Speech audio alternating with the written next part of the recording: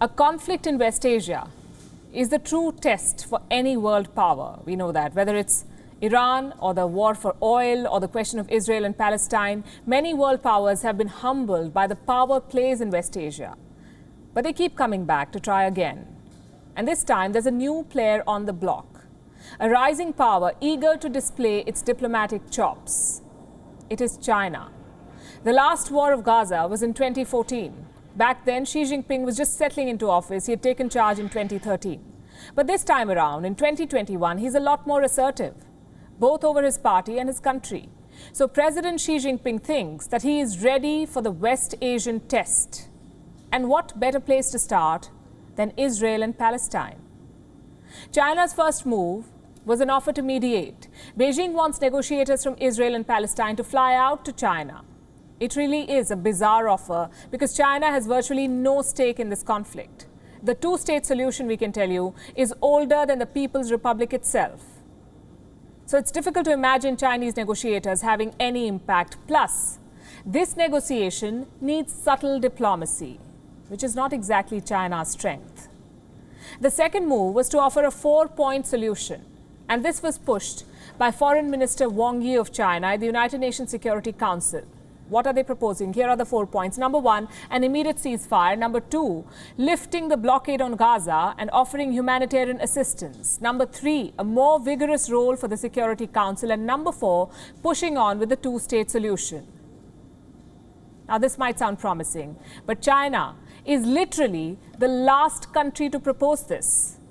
They're retracing the steps already taken by the likes of the US and Russia. So why is China even bothering to get involved in something like this? Because there is a conflict unfolding in West Asia, and for countries like China, conflicts are opportunities to rebuild their image, to display their leadership, and to extend their influence. Let's talk about the first one, rebuilding their image. China does not like the headlines on Xinjiang. It hates being called Islamophobic, though that's exactly how it's behaving. That's exactly what they're doing to the Uyghur Muslims in China. So supporting Palestine is perhaps a shot at redemption, because the next time someone accuses China of Islamophobia, it can always turn around and say, what about Palestine? Their second objective is to display leadership, and this involves pitting themselves against the US. Now, Joe Biden, we know, is still figuring out his West Asia policy. Right now, it involves a lot of phone calls and nothing else, and he's not getting anywhere. At the Security Council, Biden is blocking a statement on Israel, and this is exactly what China has been waiting for. A conflict spiraling out of control and America missing in action. So what does China do? Go into a diplomatic overdrive, and they have offered to mediate and listed a 4-point solution. All of this indicates China's global ambitions.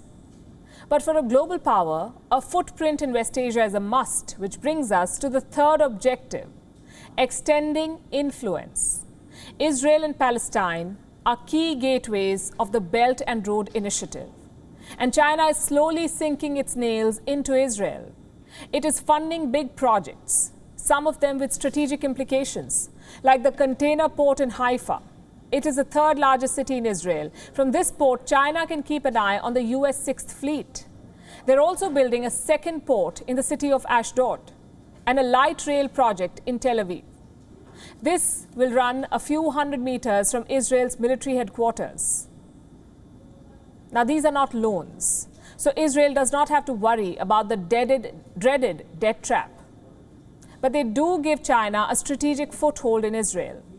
By 2018, Chinese companies were investing $400 million in Israeli startups.